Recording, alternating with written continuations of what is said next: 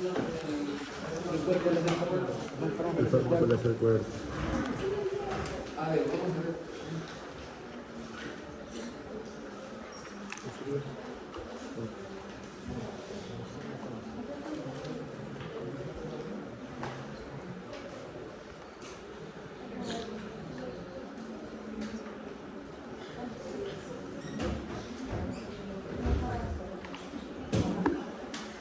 Si hace falta que retroceda, las diapositivas me avisa.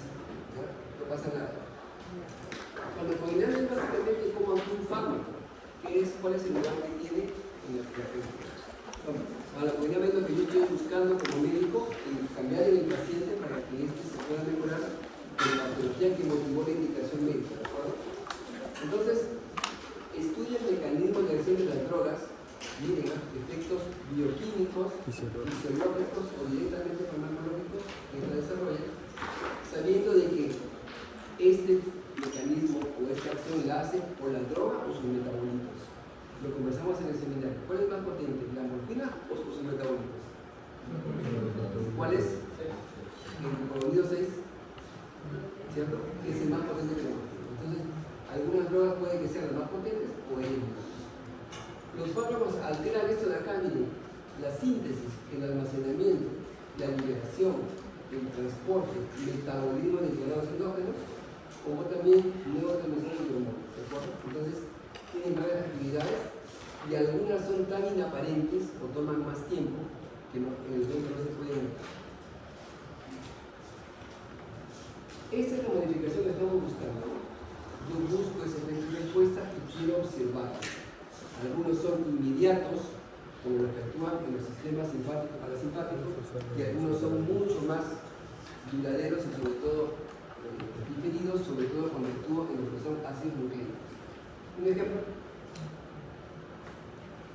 la acción hormonal, la hormona tiroidea, la hormona corticoidea, los antineoplásticos, los antivirales, los antimicóticos tienen esta actividad un poco más, ¿no? Tengo que ver que eso se llegue realmente. ¿Qué hace un fármaco en los tejidos? Ejemplo de estimulación, sistema simpático. Supongo que saben los receptores simpáticos, así que voy a arriesgarme a colocarlos acá. ¿Cuáles son? Alfa 1, alfa 2, beta 1, beta 2. Faltan los negativos. Este es estimulante o inhibidor. Estimulante. ¿Y cuál es presidápico? ¿Cuánto silencio?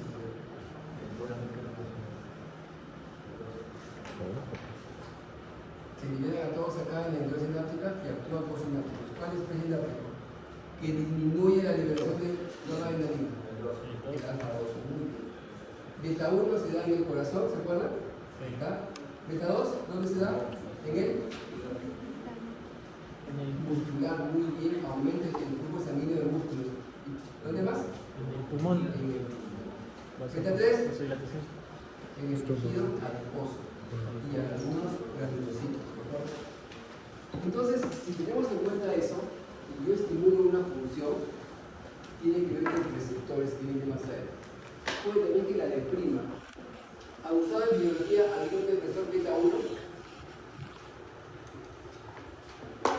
El beta 1 en el corazón, ¿quién me origina? A ver. Beta 1 cuando lo Aumenta la estimulo. frecuencia cardíaca. La frecuencia cardíaca aumenta. Agonismo. Bueno, ¿Qué pasa con la presión cardíaca? aumenta. Aumenta. ¿La presión arterial? También aumenta. Aumenta. La irritabilidad También se aumenta. La conductividad También. aumenta. ¿Qué pasa si yo bloqueo el beta 1? Exactamente lo contrario a los efectos depresores. Efectos irritativos, sobre todo por el índice celular, efectos de reemplazo, sobre todo las hormonas, la acción permisiva, también categoría, pero son antibióticos que vamos a resolver, ¿de acuerdo? Hay varios tipos de respuesta. ¿Qué hay que saber antes? Lo que acabamos de ver ahorita. Farmacocinética. Tenemos que saber. No llega un fármaco si no tiene una idea mínima de lo que el fármaco puede hacer en el paciente. Y deben conocer su volumen de distribución, su aclaramiento, factores de absorción.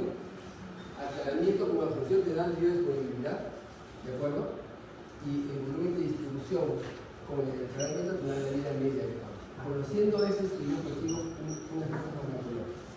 Sería ilógico que una medicación que debe darse cada, bueno, acá es un ejemplo muy clásico, darle una cápsula o una tableta cada 6 horas, algo le doy cada 8.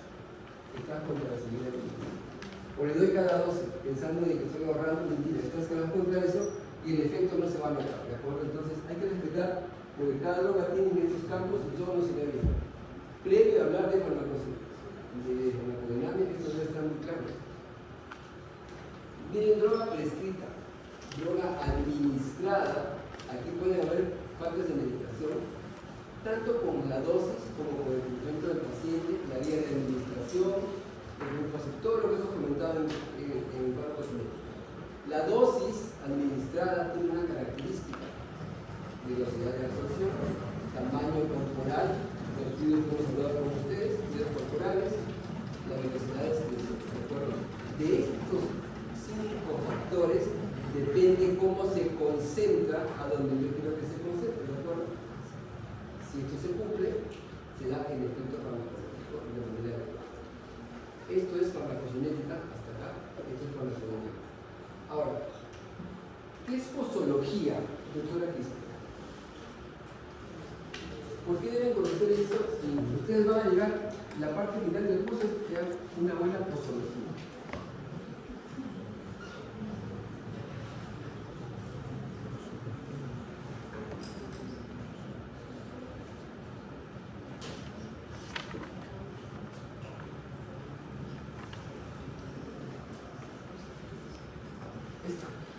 La indicación completa de un fármaco, el nombre del fármaco, la dosis, el intervalo, la vía de administración y el tiempo. Y si por ahí tiene una condición adicional, sería excelente.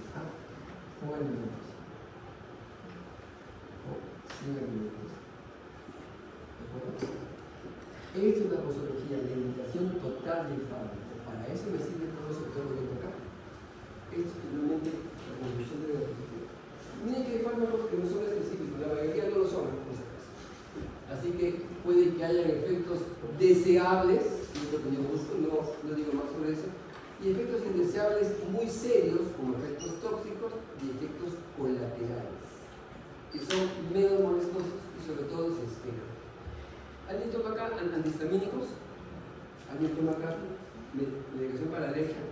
Si la toman, les da sueño. ¿Eso qué es? ¿Colateral o coche? Colateral. Pero tú le esperas, ¿no es cierto? El colateral se espera. Si usas uno muy antiguo y tiene efectos anticolinérgicos, colocas un antihistamínico, cumple su función y te seca la boca y las mucosas. Es un efecto colateral. ¿Okay? Si fuera más peligroso, pasa a ser un efecto indeseable de efectos. Tipos de efectos farmacológicos tenemos el primario, que es el efecto que yo estoy buscando. Aquí primero se colocó el placebo. Varias investigaciones le han dado a los pacientes para las enfermedades virales. Es todo viral. Le doy una actividad y te doy aquí panadol. Hay que ver en qué tiempo mejoran los dos. Mejoran igual. Y se ponen igual y tienen igual mejoría. ¿Por qué tienes el efecto de cómo se puede ver tu placebo? Realmente se ve un efecto favorable sin que tenga una explicación de una farmacológica. El efecto indeseado, ¿de acuerdo? Depende muchas veces de las dosis. El efecto colateral tiene consecuencia directa de la acción principal del fármaco. A ver, el colateral, ¿cuál podría ser en el antihistamínico? Tenemos receptor de histamina en el cerebro, ¿no es cierto? Si yo los bloqueo, me origina sedación y de perfecta concentración. ¿Y cuál sería el indeseado? Dolor de estómago, meteorismo, diarrea, no tiene nada que ver con ese efecto, ¿de acuerdo? Efectos secundarios independientes de la acción del fármaco principal y efectos tóxicos que tienen que ver con el metabolismo, recuerden que hemos comentado hace un rato, así como el efecto letal. Tú lo tomas y sabes que te puede originar la muerte. ¿En cuántos niveles actúan los fármacos? En 4. ¿Cuál vemos nosotros? Doctor, ¿cuál vas a ver?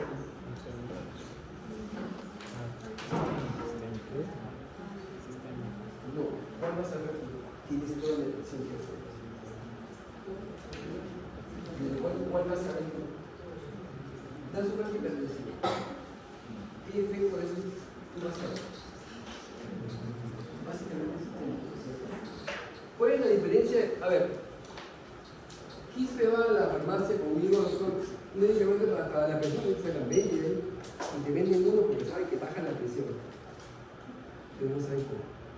Entonces el médico tiene que saber el efecto tisular, el efecto celular y el efecto molecular. O sea, el primero lo sabe todo el mundo, el segundo deben saber ustedes, el efecto de la función tisular y sobre todo los efectos colaterales, los mecanismos de acción, inclusive la acción y la cadena molecular.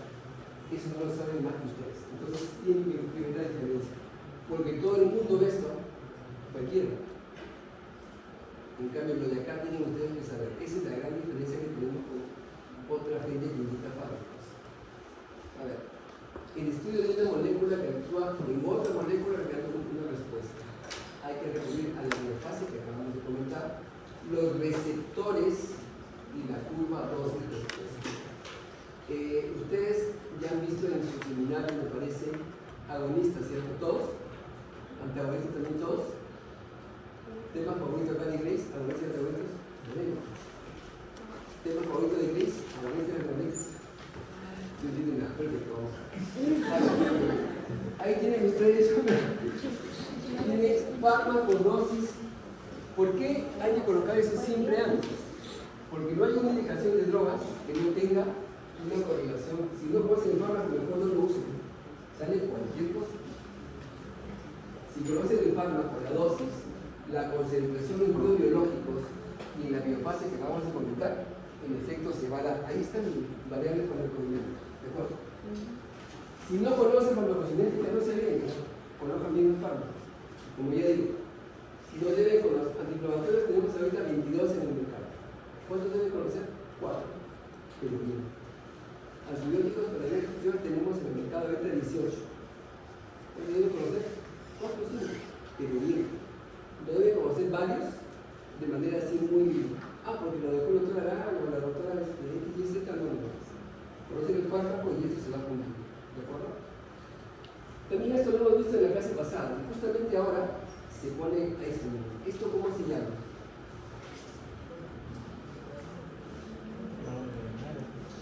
Desde que yo coloco un fármaco hasta que veo el efecto, ¿eso cómo se llama? Periodo de latencia. La latencia es prolongada en la vida. Depende de la droga y la dosis. ¿Es prolongada en la vía venosa? No. En la vía muscular depende del flujo sanguíneo. ¿Cuál es el eso? Entonces, cuando pasa el periodo de latencia y sube al nivel plasmático deseado, empieza mi efecto farmacológico, que es MEC, mínima efficacia concentration, ¿de acuerdo? Eso es mínima eficacia. Yo veo el efecto clínico desde aquí. Llega el efecto pico, lo disminuye, y cuando baja esta curva, ya no veo efecto. Entonces, ¿qué debo hacer antes de que baje la curva hasta acá? Para descubrir el efecto. ¿Qué debo hacer? A ver. Y digo, yo estoy por acá en este momento del fármaco. Le daron, el fármaco dura 6 horas. 6 horas. Estamos en la hora 5 más o menos. ¿Qué debo hacer acá para que se mantenga el efecto? Otra dosis. Muy bien. Eso se llama intervalo.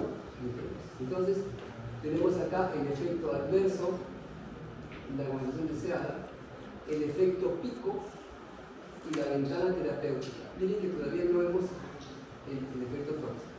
Esto lo colocaba también en su clase, no lo colocaba en su seminario, pero no saben lo que era, pero se van a ver. Recuerden, ¿cuál es el índice terapéutico? La relación entre efectos tóxicos y efectos no tóxicos. A más ancho, el rango terapéutico es mayor y más seguro, a más estrecho es inseguro. Según la edad, esto va a variar, porque recuerden que el efecto de los sistemas metabólicos y la expresión en el anciano hacen que este pico se acerque bastante a este otro. Están pegaditos realmente. De manera que un geronte tiene la desventaja de que la mayoría de fármacos tienen un índice terapéutico mucho más estrecho. Quiere decir, si les coloco en el examen factores que determinan la toxicidad de fármacos, la genética es muy importante. Puede ser un viejito que sale a correr, que ya tiene una disfunción hepática y renal solo por edad, ¿de acuerdo? Alguien mide que tiene terapéutico, efecto tóxico, ¿sí? Y la división llega finalmente en un fenómeno. Ahí tiene un droga rango amplio o estrecho. ¿Qué les parece? En estos casos, para mantener la actividad, yo tengo que venir con un traumático de fármaco. Yo vengo comentado la vez pasada. Para no pasarme del fármaco, yo me divido mejor en la concentración plasmática a un nivel seguro. Cuando estamos altos puede que termine en rango estrecho. ¿Y el de acá? Un amplio rango, ¿no es cierto? La mayoría de fármacos, menos mal, tienen un amplio rango terapéutico. Váyanse siempre por los fármacos más antiguos. Los fármacos nuevos tienen un estudio de 4 a 5 años. A ver, un fármaco antiguo que tú conozcas. Uno, cualquiera. Antiguo. Cualquiera.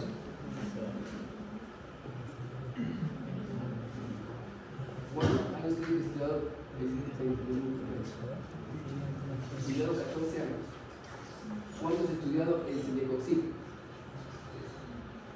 Entonces, ¿cuál tiene mayor seguridad en experiencia y en uso?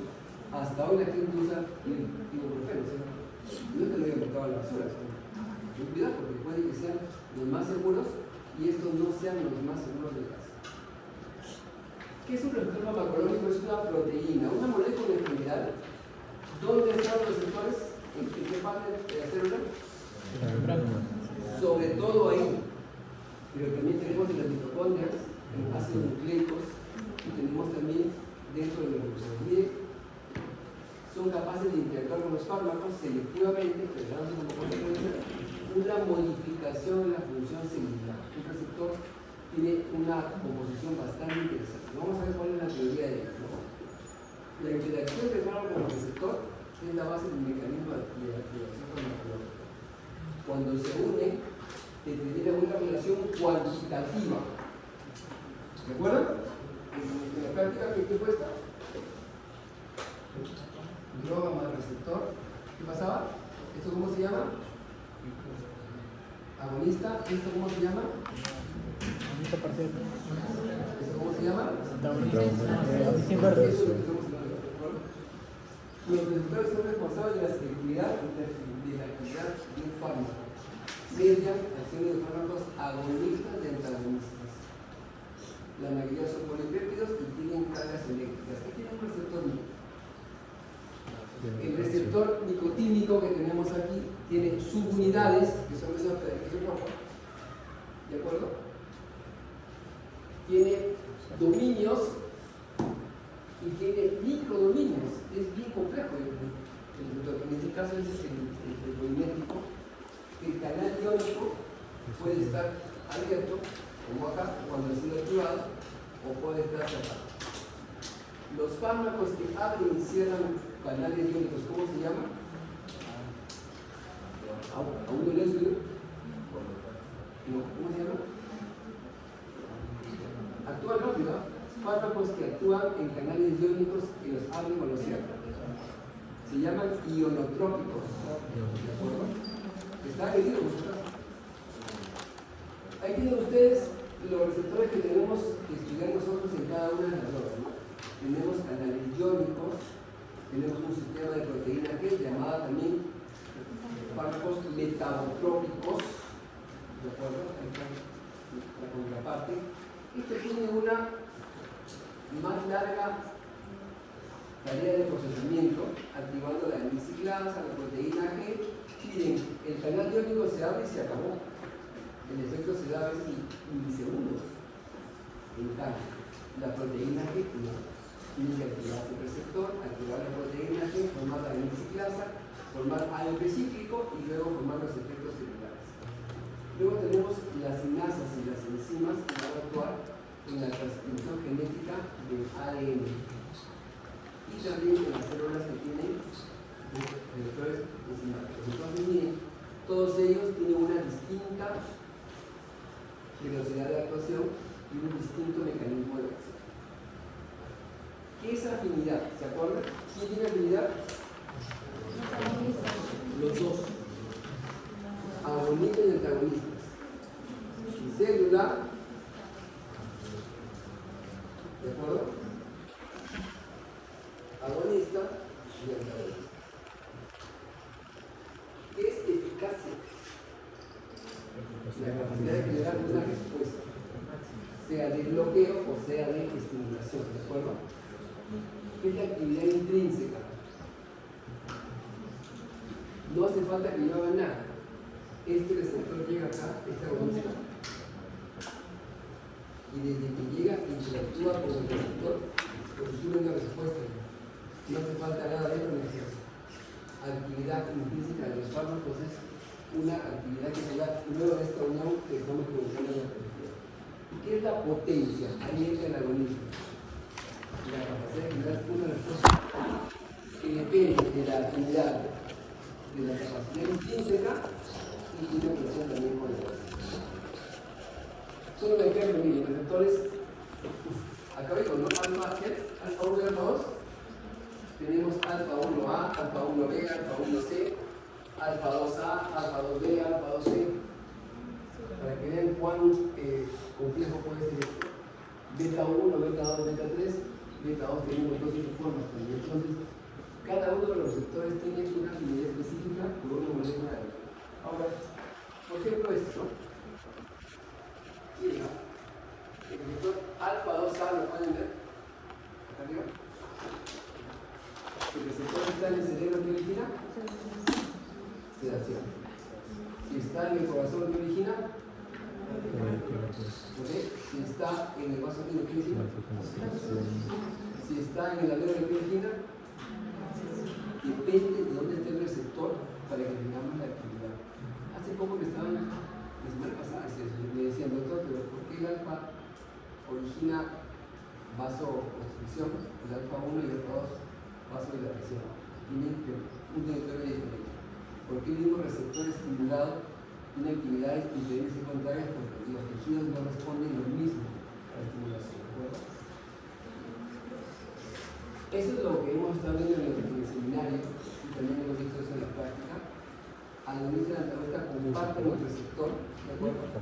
Esto, el agonismo induce o activa la conformación del receptor y lo estimula a que tiene una actividad. O sea, llega ahí el agonista, cambia el receptor y lo pone a trabajar, entre comillas, ¿de acuerdo? ¿Qué hace el receptor? Abre un canal, una molécula, genera una discoteca, lo que haga es estimulado.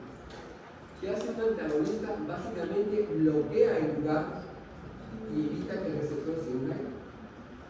¿Cómo queda ese receptor? ¿En qué estado?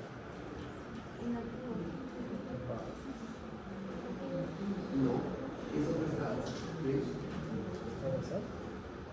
El agonista llega y ya se acaba. El antagonista llega y bloquea la receptor. ¿Cómo queda eso? Y le vamos a enseñar con videos allí que bloquean toda su función.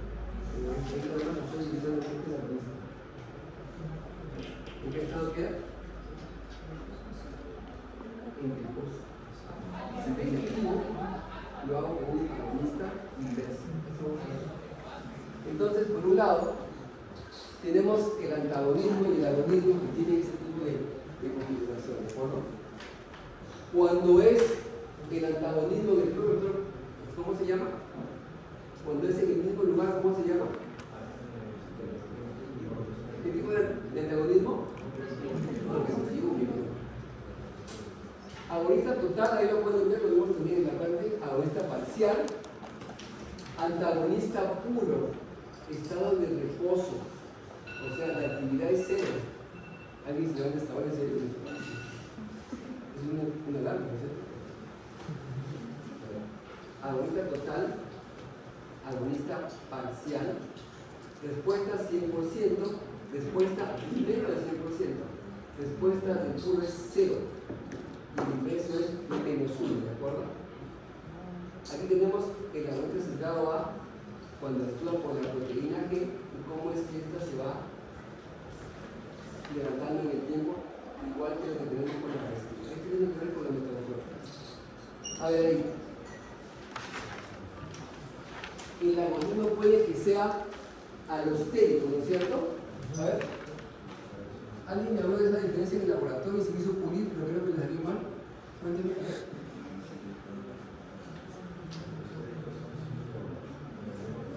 Agonismo puro, ¿cuál es? Yo llego acá, ¿sí? Pero tiene una respuesta X.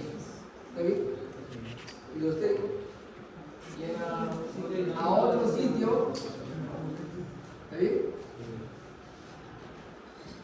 Y origino la respuesta similar a X. ¿De acuerdo? Agonismo puro, agonismo alostérico. Es en otro lugar que yo activo el receptor, pero la respuesta es la misma. ¿Ok? Ahí tienen ustedes que la reunión con el competitivo, cómo es que se da cuando aumentamos la dosificación del fármaco que compite. Este es el agonista, ¿sí?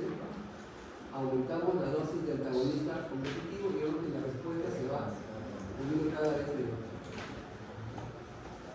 El antagonista puede que sea reversible o pseudo irreversible cuando vemos que su activación finalmente cae al final hasta cero. Alostérico, como hemos visto, ¿se acuerdan? Este también, ¿cómo se llama? No antagonismo. ¿Cómo se llama ese antagonismo? No competitivo. No competitivo, muy bien. Actuamos no en el lugar del agonista, sino en un lugar anexo. Y finalmente bloqueamos la respuesta que tendría que receptor agonista al mediador principal. ¿Han oído la palabra segundo mensajero en su vida académica?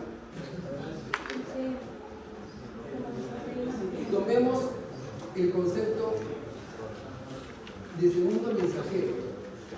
Esto es el fármaco, esto es el sistema de proteína G, y acá se forma A lo que sigue. La pregunta es si hay un segundo, tiene que haber un primero, ¿no es cierto? El primero es. ¿Cuál es el primer mensajero? Primer mensajero de respuesta a receptores, 1. Segundo mensajero está acá, pero este no es el efector. El efector es el sistema enzimático que activa y se divide en varias tareas a través de la fosfokinasa. Ahí tienen ustedes los tipos de acciones y la duración de cada uno de ellos. Tenemos la unión a canal iónico, el sistema acoplado a la proteína G, a la tirosinasa y al ADN. Miren que el ADN demora más tiempo en hacer efecto y está básicamente dado por la mayoría de las hormonas, incluido la insulina, que tiene una actividad en un minuto, ¿de acuerdo? Los receptores más sensibles, simpáticos y parasimpáticos, actúan rápidamente, segundos o milisegundos, ¿ok? Ya que esta es la función de cada uno de ellos. ¿Eso es? ¿Un sistema de qué? Muy bien. Hay un lugar, un ligando de unión, una vez que se une, se activa el sistema de proteína G, se forma la guanina GDP. El GDP finalmente se va a disociar en lo que es GDP y fosfato y eso va a modular lo que son los efectores, ¿de acuerdo? Depende de un segundo mensajero. En este caso, ¿cuál es? El GDP. ¿Qué es eso? El otro sistema que tenemos en la proteína G, básicamente dado por la restina, que es aquella que modula los efectos que tiene el sistema de proteína G, ¿de acuerdo? Aquí está, aumenta la N-ciclasa, o la disminuye o aumenta la fosfokinasa C. Un canal iónico. ¿Cuál es el canal más importante? Sodio. ¿Se acuerdan? No sé si fue fisiología. El potencial de acción es así, ¿no es cierto? ¿Esta qué fase es? Muy bien. ¿Y quién entra acá? Sodio. ¿Esta qué fase es?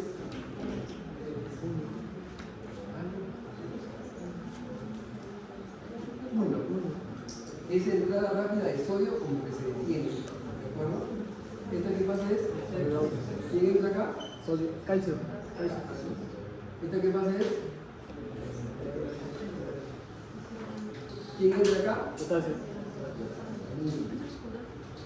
Siendo los canales de sodio que te libera la pendiente y potasio que te libera el declive son los más importantes, ¿no es cierto? Claro, entonces no va a ser el cáncer, pero los de acá son los más importantes. ¿Okay? Aquí tienen un canal iónico, por ejemplo. El flujo de una vez activado el canal iónico, por unas llamadas ionotrópicas, finalmente, este se abre o se cierra, se hiperpolariza o se despolariza. ¿Cuál es la diferencia entre el reposo, pregunta que hice por ahí atrás, y el estado inactivo? El que está en estado de reposo, el iónico está en estado de reposo, viene un agonista y lo establece. Nosotros está tratado con un antagonista, ¿qué hacemos? Aumentamos la oxidación del agonista para que lo pueda desplazar, ¿de acuerdo? Que lo puede funcionar. El receptor en estado inactivo tiene esto bloqueado. Inactivo y reposo. No hay forma de que se active. Entonces, ¿qué esperamos? Esperamos de que la vida media del fármaco diolinómetro se acabe. Cuando su vida media se acabe y llegue a cero, recién se podrá activar el fármaco. Antes no podemos hacer eso. Entonces, inactivado y receptor en reposo. Canales iónicos funcionan todo el día en nosotros, sobre todo en el sistema nervioso central. Ahí viene un canal de sodio activado por ligando, donde está la acetilcolina, ¿de acuerdo? Y la apertura por las 5 unidades que tenemos en este canal. El sistema de proteína que no nuevamente explicado, miren. El ligando está acá, ¿ven? Estado de reposo, todo está desligado, ¿sí? ¿Se nota? Aquí viene el mediador químico, el primer mensajero que es el fármaco. El fármaco, como se dan cuenta, activa la proteína G, que es la unión de esta unidad con la unidad anti-beta que tenemos abajo. Se unen todas ellas, origina la degradación del GDP, ¿de acuerdo? Y se forma el segundo mensajero que va a ser la respuesta fisiológica. Pregunta C, GTP, y este GTP finalmente transforma el ATP en ADP cíclico, que es el segundo mensajero más importante que tenemos en el programa. Otro segundo mensajero, ¿cuáles son? A ver.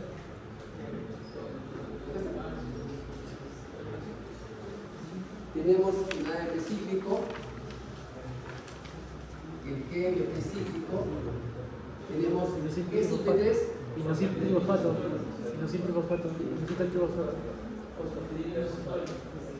el IP3 se llama inositol-trifosfato, que es el TAG. Este trifosfato que tú comentas tiene que ver con el movimiento de qué? Al repetido hace media hora, ¿el movimiento de quién? De calcio. Y de acá tiene que ver con apertura de canales iónicos. Entonces ahí tienen ustedes las enzimas, lo que vas a hacer. Tenemos la moniciclasa y tenemos la isoclasa, los segundos mensajeros, ¿de acuerdo? Y las proteínas que se encargan de la actividad final. No me pongan en el examen que esto es la actividad final, no. Esto activa cosas y estas son las que activadas una vez ya producen la actividad final deseada, ¿de acuerdo? Aquí tienen nuevamente el sistema de proteína G. Miren la ubicación de receptores, como aquí tenemos por ejemplo los esteroides en el núcleo del citoplasma, como canales iónicos básicamente en el celular, la tirosinasa también en la membrana. Estos receptores, ¿en qué hormona están? Me dicen que es emitido el segundo criterio. El JAK-STAT está en qué hormonas. ¿En qué hormona tiene esa familia JAK-STAT como?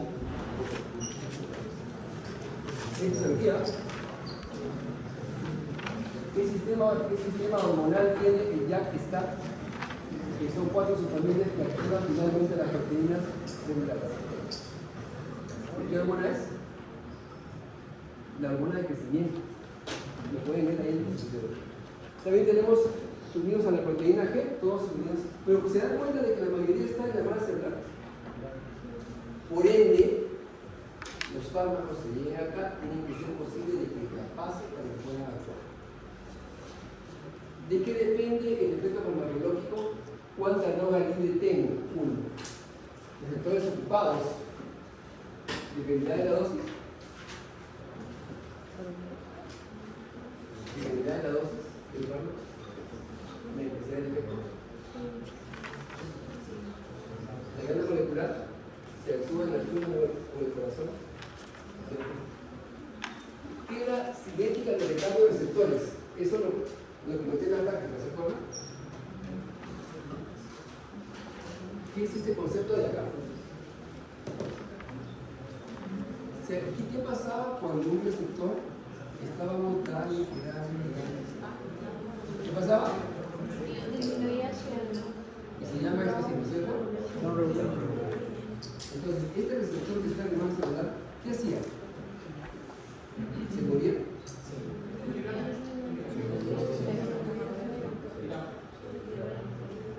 La velocidad de esta posición se llama cinética de recambio de receptores. ¿Qué tan rápido lo haces? ¿Qué tan frecuentemente haces esto? Fíjate que el receptor es mucho más, entre comillas, joven para que pueda responder de un modo eficaz al estímulo hormonal. Los sistemas de metabolización y la especificidad de receptores. Vamos a ver ahora entonces los factores que ya dependen del paciente. Hablamos del acto, ¿cierto? Sistemas metabólicos, sistemas de receptores, vía de administración, el peso corporal, el sexo del adulto, la masa muscular y el tejido graso, la presencia de enfermedades, sobre todo la metabolización o la expresión, factores genéticos de cada uno de nosotros. ¿Se acuerdan de la epifilaxia? La reacción del cuerpo. Y la tolerancia del protoplasma, ¿cierto? Y básicamente la presencia de otros fármacos o derivados químicos. Aquí en el norte, bueno, en todo el Perú, pero más en el norte, y sobre todo en generación la corte, es frecuente usar recursos vegetales. ¿Cómo se llama esta medicina? ¿Alternativa o complementaria? Si usamos fármacos, si usamos también recursos vegetales, ¿cómo se llama? Complementaria, ¿no es cierto? Si usáramos media pastilla, se llama medicina alternativa. ¿Sí? Acá tenemos complementaria y puede que algunos fármacos puedan originar alguna interacción con los recursos vegetales de estos. A ver, eso también lo colocamos en la clase. Yo cómo puedo predecir la respuesta de toda esta fila de medio fármaco, no lo puedo predecir, porque tienen todos cada una característica indispensable. ¿Qué es lo que conocemos? Conocemos esto. Conocemos la media y conocemos dos de los que están en la característica. Una de eso, esto lo conocemos, pero que está en los libros. Lo que acá no está en los libros. Y lo que acá no. Por ende, puede que haya personas que respondan a los fármacos con una actividad exagerada, o puede que el fármaco no tome si no tenga ningún efecto. Esos no están contemplados en esta curva. Quiere decir que 100% de efectos no están estudiados ni son uniformes. ¿De acuerdo? Diferentes individuos pueden que respondan de diferente intensidad a una misma dosis de fármacos porque depende de variables genéticas, metabolismo, expresión y carga y sobre todo el P450. ¿Qué pasa con esta curva? Mayor dosis, mayor respuesta, ¿cierto? Mayor dosis, mayor respuesta. ¿Y luego qué pasa? ¿Y luego qué pasa con la cosa? Sí, y luego tiene trabajo, ¿cierto? Esta curva dosis respuesta depende de la saturación de receptores. Vamos a ver ahora los temas de Miren, la pendiente actúa, bueno, básicamente es como actúa el fármaco con los receptores, útil para el rango de dosis y margen de seguridad del medicamento. Cuidado con la vía endovenosa y la vía oral, ¿de acuerdo? El efecto máximo no es el efecto que conseguimos con una dosis, es el efecto que conseguimos cuando está el fármaco en equilibrio. Igualmente, la reacción de un fármaco antibiótico, ¿cuándo pasa? 48 horas. En 48 horas tengo el efecto máximo del fármaco y de ahí ya sé que no espero nada. Le colocamos un antibiótico al paciente, sigue con fiebre, no mejora, sigue tóxico, no sigue, se acaba. Pero debo darle un tiempo, ¿de acuerdo? Y todo está pendiente. La eficacia es la intensidad del efecto y la potencia el tiempo que este se mantiene.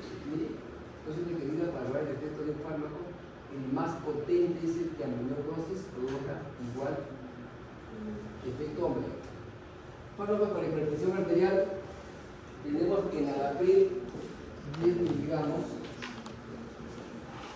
tenemos enalapril 0,5 miligramos, cilazapril 2,5 miligramos. ¿Cuál es la potencia? El segundo. Todos consiguen lo mismo, todos bajan la presión arterial. ¿Cuál es más potente? El segundo. Mucho cuidado, esa es la potencia de todo. El efecto máximo, la dosis necesaria para alcanzar la eficacia máxima, y la eficacia que es la capacidad para producir respuesta. ¿Cuál es el premio? Recuerden que varía. Si es diagonal puede que sea la curva más achatada, si es bien, puede que sea más vertical, pero finalmente mantiene esos 4 conceptos importantes. Ahí está la curva. Se usa curvas semilogarítmicas para ver el efecto contrario. Aquí se da la concentración y luego de que llega al punto máximo, luego se va disminuyendo. ¿Qué pasaría si yo le meto acá al paciente más medicamentos después de retiró todo? Sí, pero ¿habría efectos terapéuticos? ¿Habría algún efecto o no? Si le coloco más medicamentos, todos saturados, habría efectos tóxicos, habría más drogalíneos y no tiene lugar donde actuar. ¿De acuerdo? Ese es el índice de seguridad que habíamos comentado, es algo utópico. La dosis letal 1 con la 99 generalmente no existe, están muy pegados. El fármaco puede que en el nivel 80 ya empiece a matar pacientes y eso de verdad no se puede hacer. A ver, la otra pregunta que dice, ibuprofeno tú, ¿no? ¿Dijiste ibuprofeno? ¿En qué población han estudiado el ibuprofeno? En la población blanca de Norteamérica y de Europa del Este. ¿Han estudiado nosotros? Todo lo que traen de conocimiento lo están extrapolando a que genéticamente somos iguales y no somos iguales. Allá son raza blanca pura, y acá somos cosas. Entonces, cuidado que no podemos decir que aquello que nos trae de Estados Unidos, de Inglaterra, de esos lugares, genéticamente no somos iguales. Tenemos árboles específicos y inespecíficos, de acuerdo. Inespecíficos que básicamente son dosis altas, cuya pequeña variación en la estructura no provoca realmente un efecto importante en la biología. Y los específicos que sí, una pequeña variación en su estructura puede provocar una acción menor en el diagrama molecular. Entonces tenemos dos tipos de fármacos. La mayoría son inespecíficos.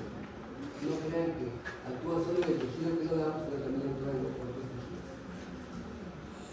Se da la señal del fármaco receptor, se efectiviza el efecto farmacológico, se da el canal iónico, se pone en juego el sistema de mensajeros, o se inicia un cambio lento de ácidos nucleicos. Cualquiera de estas cosas puede pasar con las tres.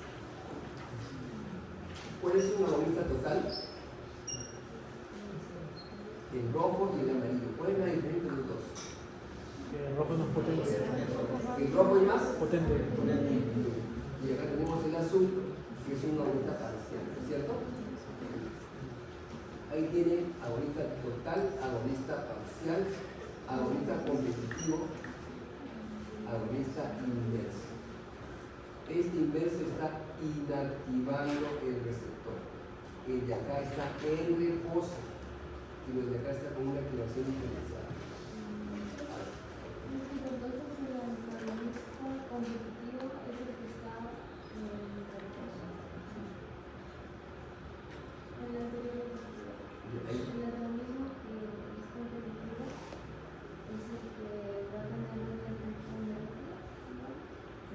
A ver, el competitivo y el no competitivo. A ver, si dos fármacos actúan, ponemos acá como receptor.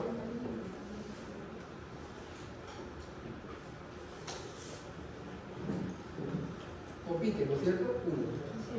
Número dos. Si gana el antagonista, el receptor queda en reposo, ¿no es cierto? Vamos al no competitivo. Competitivo. Pero igualmente el receptor no responde, se queda en reposo, ¿de acuerdo? Estos no competitivo y competitivo son finalmente de actividad cero, tiene razón, los dos. Pero el fisiológico no tiene que ver con esto. Es cuando se hacen los antagonismos en funciones diferentes. Tiene que ver sobre esa curva en negro para el antagonismo competitivo y no competitivo, no para el fisiológico, ¿de acuerdo? Buena aclaración a esta altura de la clase. Ahí tienen ustedes la potencia relativa, ustedes ya lo han comentado. ¿Cuál es más potente? Rojo. El que tiene su curva sin idea mucho más pronunciada, ¿cierto? Y más temprano. Y bien, por acá, miren, tenemos acá agonista y agonista. La respuesta máxima, creo que es una figura muy interesante. Se logra con un pequeño, a ver, ¿qué creo que me entiendan bien? La respuesta celular máxima se logra solo estimulando en la célula un pequeño número de receptores. Entonces vamos a colocar esto. ¿Esto es una célula? No, tiene que tomar una salida de mano.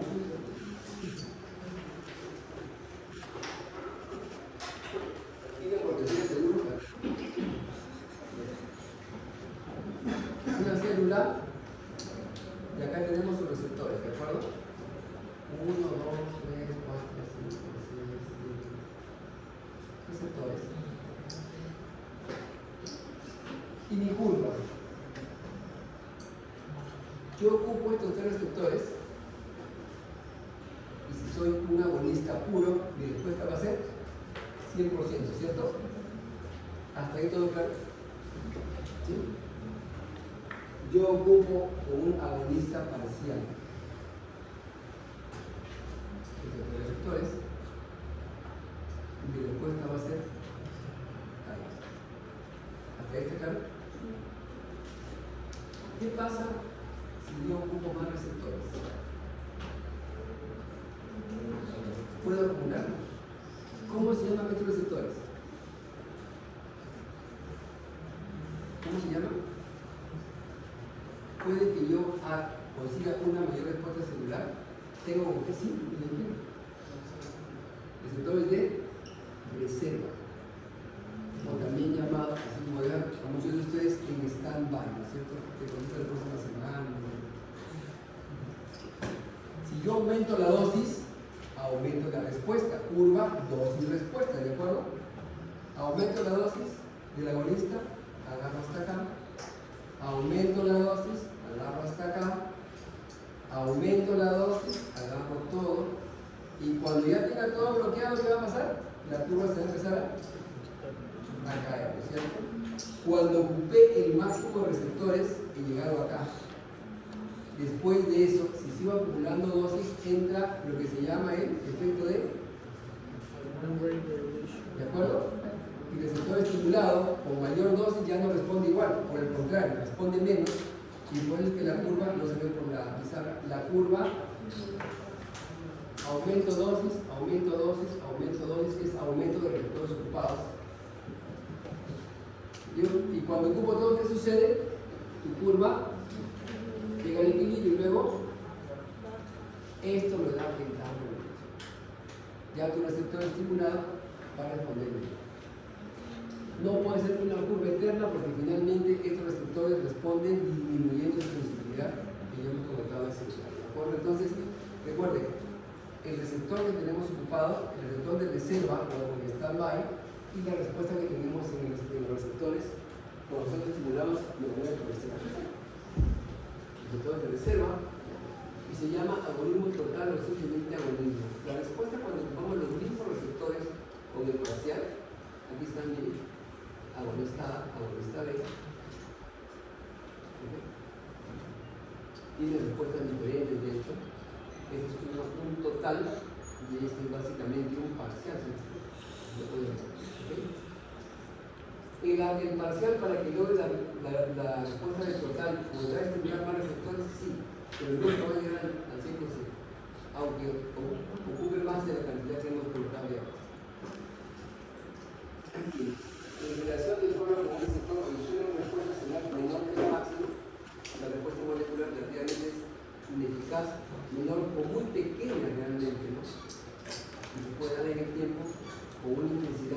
bastante más baja que el micro. Debe ocupar más receptores para tener una respuesta similar. De manera que le doy más dosis y puede que se acerque al total, pero nunca será la misma. Siempre será parcial. Ahí tienen ustedes que la interacción agonista solo, más antagonistas, cómo disminuye la pendiente y la concentración de la droga. Agonista competitivo y el no competitivo, se dan cuenta, no tiene una parábola lineal, sino que finalmente es una parábola con una larga meseta que impide la elevación de este agonista solo. La curva plana depende de la respuesta máxima inicial. Miren, la R50 está por acá. Y aquí, este se parece más a la vía endovenosa. Y esta, aquí ya se va a parecer. ¿A qué vía? A la vía oral, ¿no es cierto? Pasa el proceso de absorción, distribución, luego equilibrio y recién llega a una curva que puede tornarse efectiva. Esto era, bueno, la relación de lo que hemos visto antes en castellano. Ahí tenemos la distribución en frecuencia de los fármacos, de la dosis respecto a la población y la relación del uso terapéutico, como tenemos acá antes. ¿Qué es ventana terapéutica? A ver.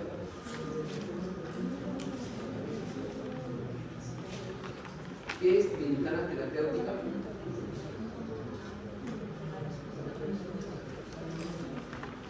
Ahí está. A ver. ¿Le pueden expresar ustedes en palabras?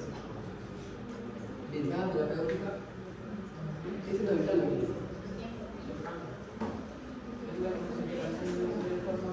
Muy bien, hasta ahí estamos correctos. Ya es la cuestión pragmática de qué. Para hacer efectos sin efectos adversos. Para hacer el efecto clínico visible, miren que está encima de 50, antes de que origine efectos adversos. Pero como se dan cuenta, separarlos no es fácil. Eso que decían que N99 y beta-1 no existe. Se dan cuenta de que antes de que lleguen al efecto adverso hay población que va a presentar, ¿de acuerdo?